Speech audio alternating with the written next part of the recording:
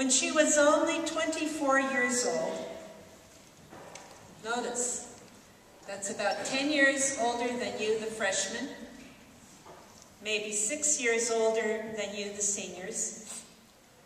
Her superior in Brooklyn, New York, gave her an incredible assignment. I want you to leave this convent here in New York and to go with 2 other sisters across the United States on the new transcontinental railroad. I want you to go to San Francisco, where you are going to start a school, a Catholic school for immigrant children. And I want you to be the superior of our first convent on the West Coast. For 9 days, these 3 young sisters traveled by train to an unknown place. And remember, on that journey, there's no communication as we know it. No cell phone, no texting. These courageous 3 young women were probably scared to death. But so often great people scared to death do great things when they are filled with the love of God. And most of all, when their hearts pound because they are convinced of their mission. What was that mission? To bring Catholic education to immigrants on the West Coast. I want to point out to you that I think they brought another very critical advantage, one that you have, your youth. Sister Pia, as she was known at that moment, was 24 years old. The companion, Sister Amanda, was 17 years old. And Sister Celicia had just completed her 21st birthday. So young women of Flintridge, treasure the roots of this story. It resides with young women with vision, young women with a mission, Dominican women. And in this are the roots to your school and this story. Today, our Dominicans are found in 20 schools throughout California, 5 in Mexico. Mother Pia, as she came to be known, served her community for 48 years as the superior. 48 years of responsibility. She accepted the responsibility of founding a new Dominican congregation, and we know today as the Dominican Sisters of the Queen of the Holy Rosary of Mission San Jose, the sisters who are here at Flintridge Sacred Heart Academy. Mother Pia welcomed many young women into her community, and she sent all of them out with a mission to teach, to preach. This is the great work of Dominicans. And do you know that in those 48 years of her lifetime, she did something which I, with all my experience in education, I think Sister Celeste Marie will join me in this, there is an incredible, incredible fact. Mother Pia was involved in the foundation of 24 schools. California, Oregon, Mexico, and Germany. God called Mother Pia home after 48 years of service in the year 1925. And we, her sisters, treasure the vision that she gave us, this mission. And she gave it to us in 3 special ways. Educate the young, educate the poor, educate the vulnerable. That mission is very important to me. As Christina told you, I've been involved in this mission of Catholic schools ever since I became a Dominican sister. And I very, very deliberately keep a picture of Mother Pia straight across from my desk where I sit in my office. On the wall across from me is a picture of Mother Pia, my favorite picture of Mother Pia. She's pictured on the grass of St. Catherine's School in Anaheim. And around her are a group of little children. And my favorite part is that in her arms, she holds one little child. The young, the poor, and the vulnerable.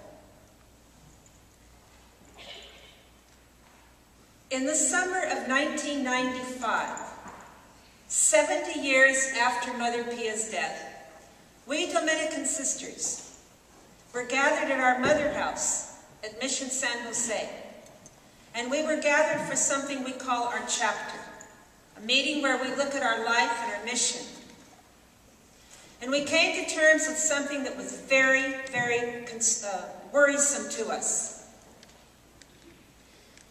As we looked at the enrollment of the schools that are in our inner cities, where our sisters have established Catholic education, in 8 of those schools, we looked at figures, we looked at statistics, and we saw something very alarming.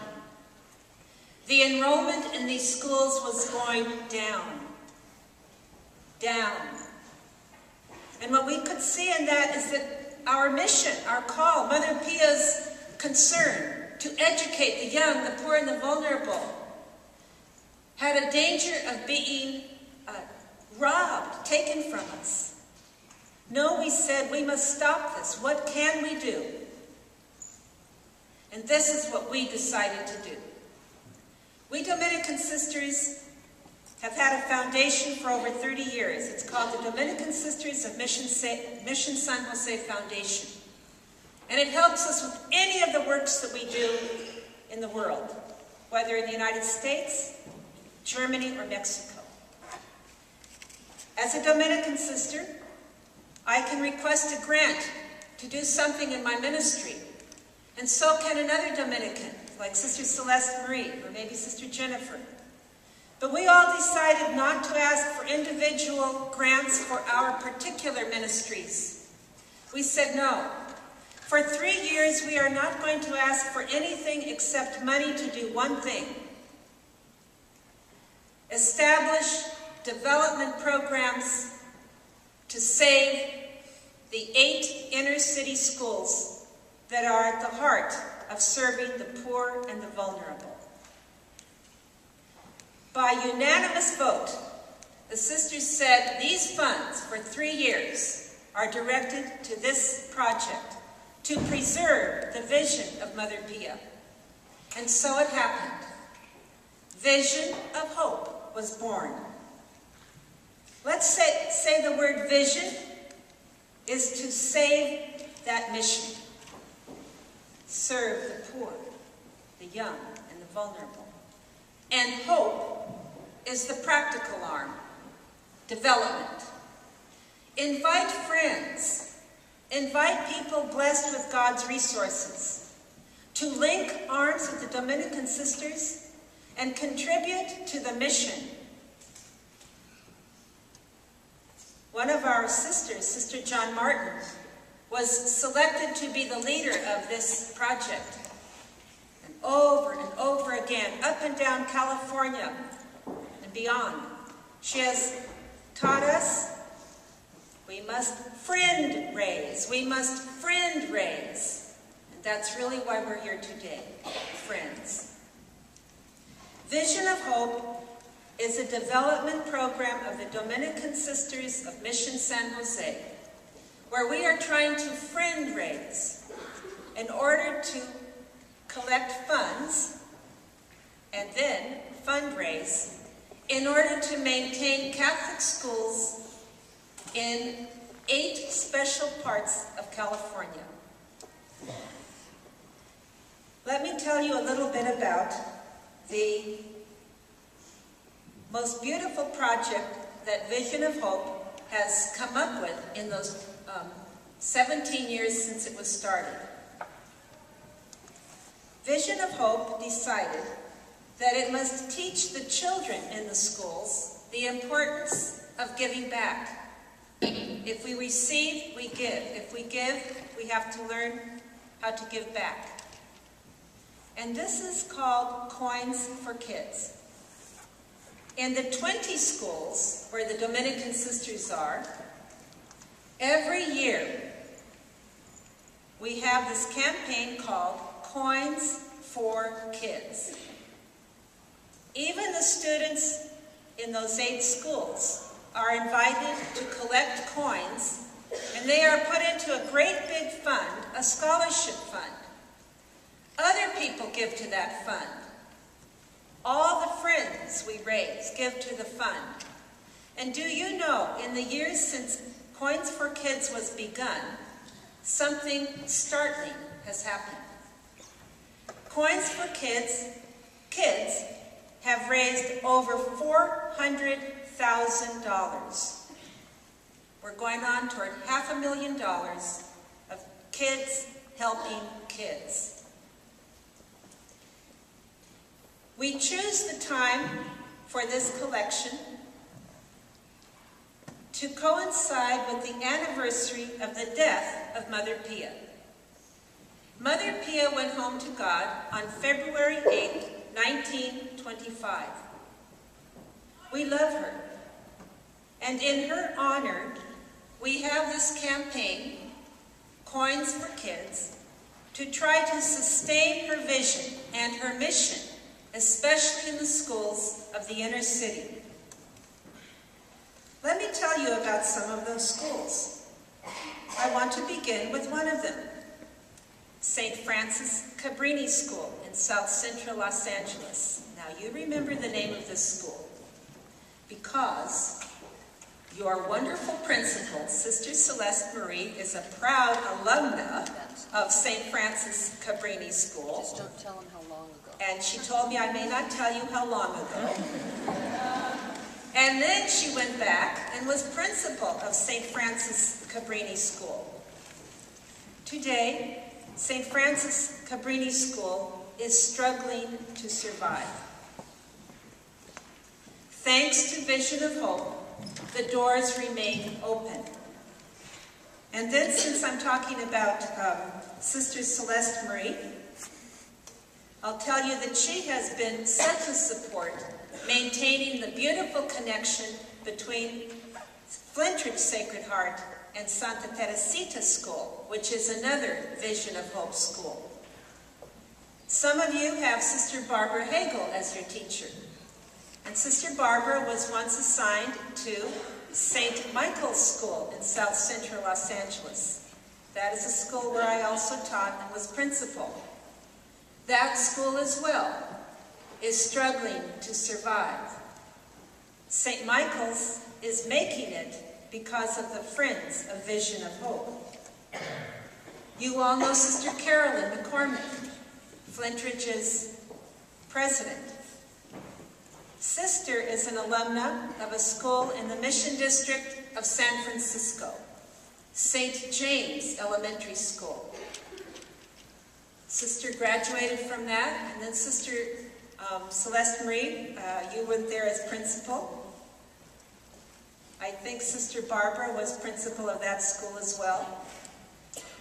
I lived in the convent next to St. James for some years. Again, another school connected to, very much a part of our Dominican sisters, a Vision of Hope school.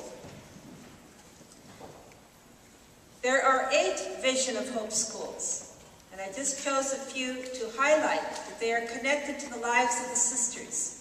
This is where we have been and are living the life, the vision of Mother Pia. I want to take time now to tell you how one Vision of Hope school, Santa Teresita School, supports Koins for Kids. And I want to tell you how we do it. On January 8th, I told all the students that Koins for Kids was beginning. And we all looked carefully at a big bulletin board in the schoolyard. And the bulletin board is decorated with 9 little penguins. And The 9 little penguins tell the students, they're one for every grade, K to 8, every day how much they bring in for Koins for Kids.